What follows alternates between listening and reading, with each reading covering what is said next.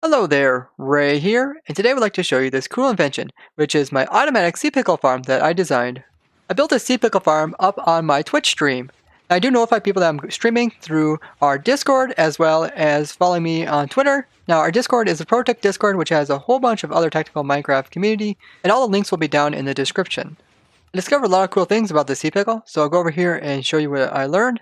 So the sea pickle will spread if it is underwater, and it will spread to other locations that are also underwater, so it won't spread to here or like here.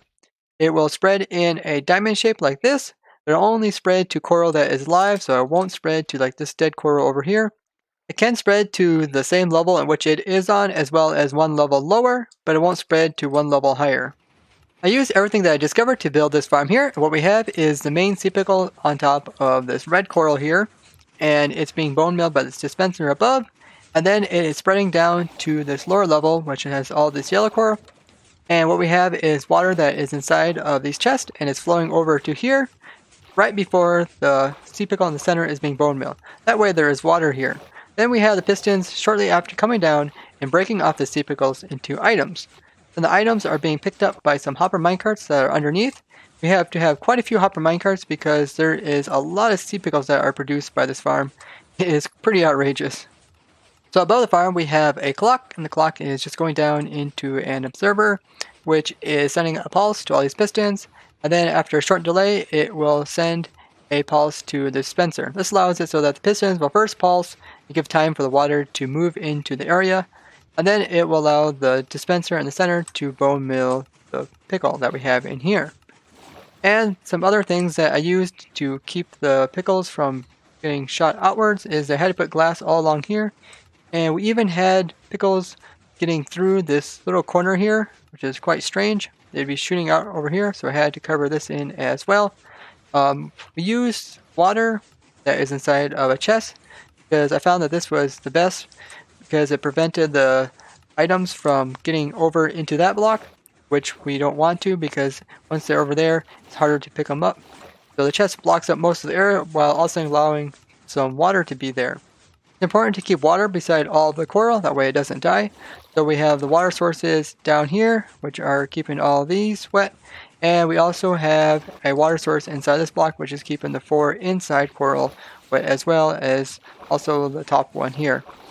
Now down inside of here, we also have a hopper minecart, which is picking up all of the items that are coming near the corner here. These pistons will actually squish the items through this corner here, and then they will be inside of this block. But with hopper minecart, we can pick them up pretty easily and transport them down into the chest. Now underneath this chest here, I have a block, and this uses a pretty cool trick which I discover where if you have a slab that is holding water or any type of block that's holding water from going downwards, then if you would hurry break it and place it on the top, the water will not be able to flow out of that area.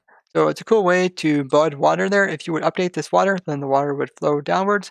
And if you don't want to do that, you can always put in a block underneath. The main reason for having that slab being a top slab is to prevent the items from getting squished between this chest and this coral block here. They can actually get shoved in between there and fall out the bottom. So we have to try to block all the areas so no items will squirt out.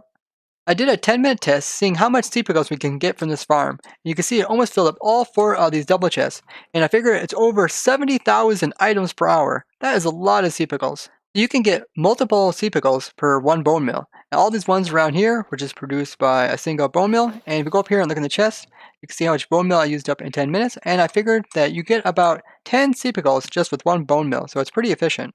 A good use for all the sea pickles is to go ahead and smelt them up so that you can produce lime dye. Now with this it's a lot nicer because previously if you wanted to get lime dye you would have to first smelt up cactuses to get green dye and then convert the green dye over into lime dye by putting some bone meal with it. That means you have to kill skeletons as well as you would have to also have a cactus farm, and then you end up smelting it either way. So here you can just smelt up sea pickles and then you can automatically get lime dye without having to do the crafting. You could use the sea pickles as a light source underwater, but for having it on land, it's a little bit more difficult because you would first have to contain the water like this, then put the sea pickles in, and after doing all this work, you would pretty much just have same equivalent lighting as a torch. Sea pickles for days and days. Tell me what you guys think about this contraption down in the comments. So if you found this interesting, show me the like and share it with others. If you'd like to see more contraptions like this, subscribe and don't forget to hit the bell button. Bye bye!